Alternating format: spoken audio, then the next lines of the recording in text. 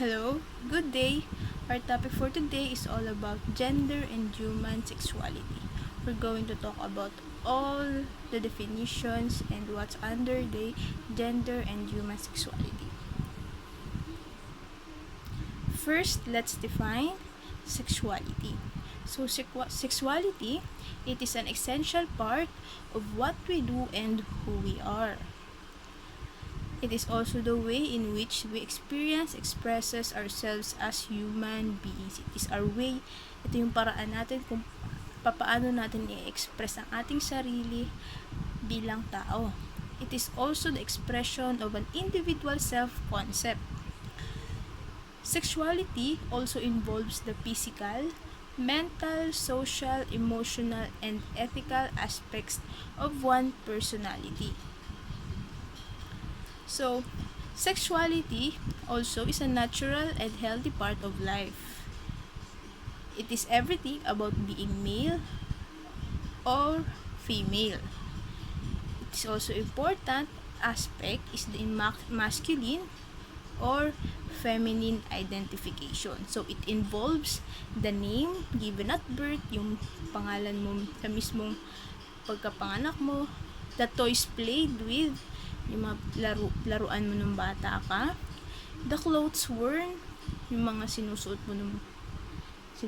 mo, the friends played with, kung kanino ka nakikipagkaibigan, and the roles and responsibility at home, kung ano yung ginagawa mo sa bahay at kung ano ka sa bahay nyo. Sex is a major aspect of personality. The process of sexual development begins from birth to adulthood. Thus, it is a continuous developmental process throughout life. So, it means, it begins from birth sa pagkapanganak mo and to adulthood. But, it is a continuous, patuloy ang pagde-develop mo sa buong buhay mo. Sexuality refers to your total self. First, physical self. In physical self, it is the way you look as a man or a woman. Kung ano yung tingin mo sa sarili mo if you're a man or a woman. In the mental self naman, it's the way you think as a man or a woman. Kung ano yung paano mo iniisip, kung paano mo iniisip as a man and as a woman. Next, social self. In social self, it is the way you interact with others.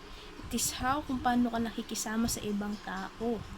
Next is the emotional self. How you feel about yourself, sa sarili mo at sa ibang tao. And last is the ethical self. It is the way you value relationships. Kung paano mo pahalagahan yung mga relasyon mo sa pamilya mo o sa ibang tao. Next, we're going to talk about healthy sexuality.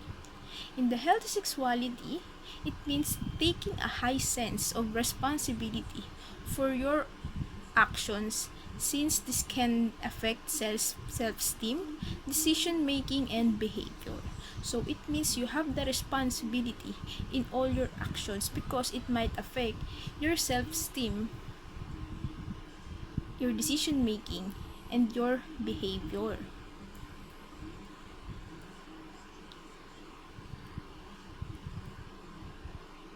Sexuality refers to your perceptions, feelings, and behaviors towards others.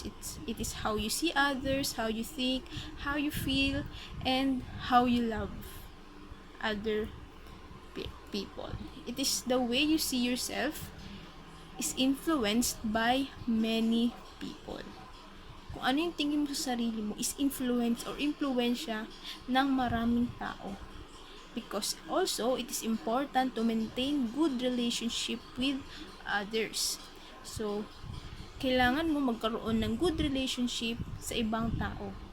because they will support you and give you confidence, provide companionship, and will help you from being lonely. So, those people na meron kang good relationship with will help you and will support you and will never make you feel lonely. Healthy sexuality encompasses the following characteristics. First, self-love. When you say self-love, it is your acceptance to yourself. So, it means, mahal mo yung sarili mo. Tanggap mo kung ano ka. Kung ano man ang nararamdaman mo. Next, self-knowledge. Your understanding of your feelings and your character. So, naiintindihan mo yung inyong sarili. Next, self-confidence. It is the awareness of the things that you can do well. So, dito sa self-confidence, alam mo kung saan ka magaling. Confident ka sa ginagawa mo.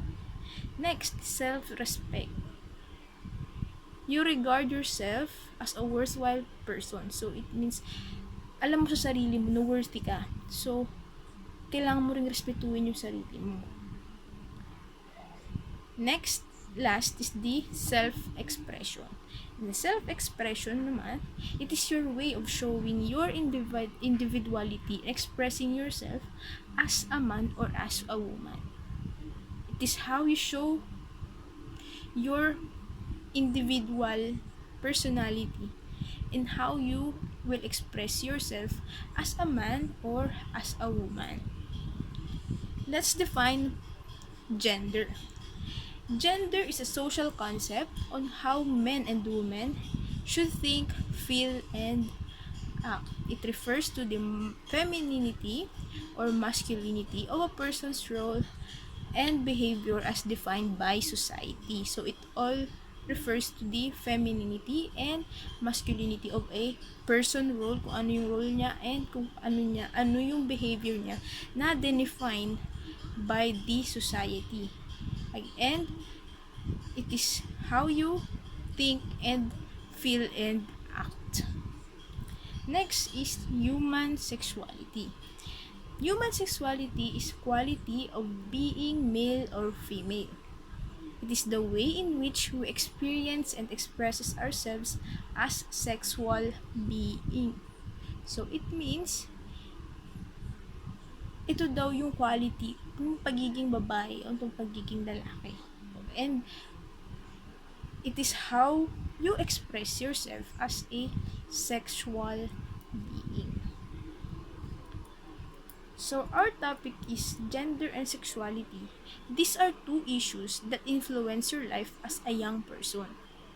Because these two concepts have some significant impact on how you view yourself and deal with other people, especially with other sex. So, it means, etong dalawang concept na to is malaki ang impact kung paano mo tignan yung sarili mo at kung paano ka makikipag-socialize sa ibang tao, especially doon sa opposite sex mo. And as a teen, you'll experience a heightened desire to explore your sexuality. So, as a teenager, meron kang desire to explore. Tignan kung ano yung sexuality. This is completely healthy and normal. So, it is healthy and normal, and managing your sexually related issues should be set up on values, particularly self-respect and respect for others. Diba nga po, sabi, diba? You should respect yourself first and also respect others so that they will respect you back. This is a diagram showing a healthy attitude that can influence sexual behavior.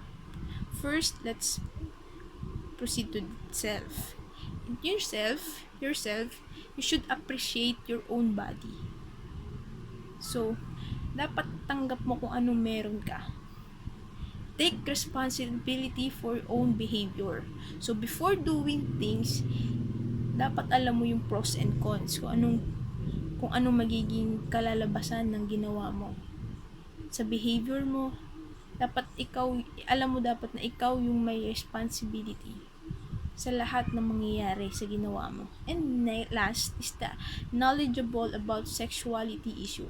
Dapat alam mo kung ano-ano yung pwedeng issues about sa magiging hinaharap. Alam mo yung pwedeng maging issues. Next, we're going to talk about the family.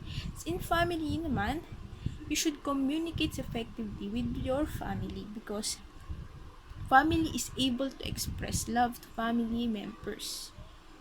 So, you can be able to express love to your family members. Siyempre, family mo sila, you should love them, every member of your family.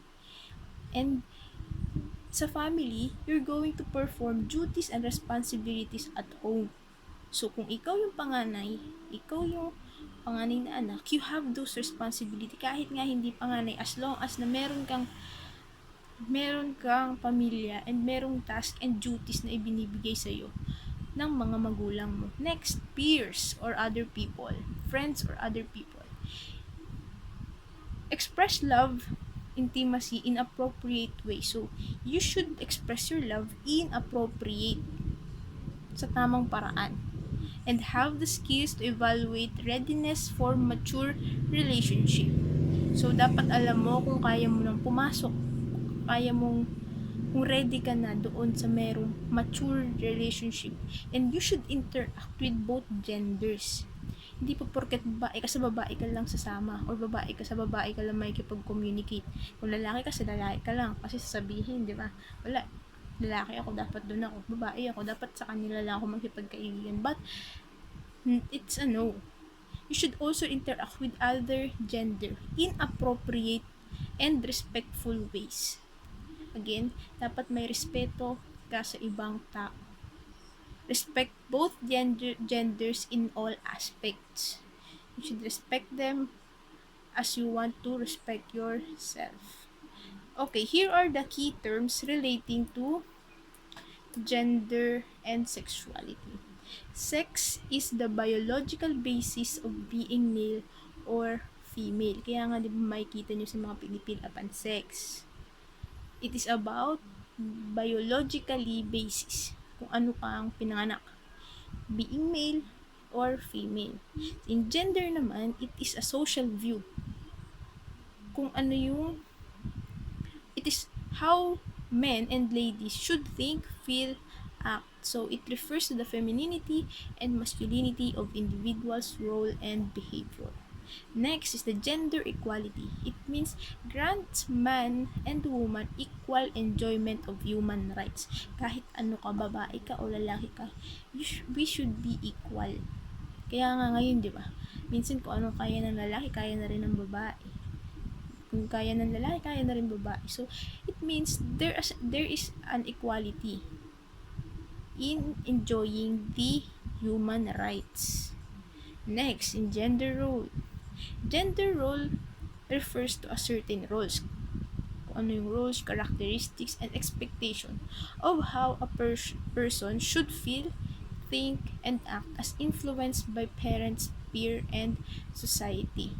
So, sa gender role, ito po yung certain characteristic and expectation sa'yo na sinet ng mga or influence ng parents, peer, and other persons na nakapalibot sa iyo.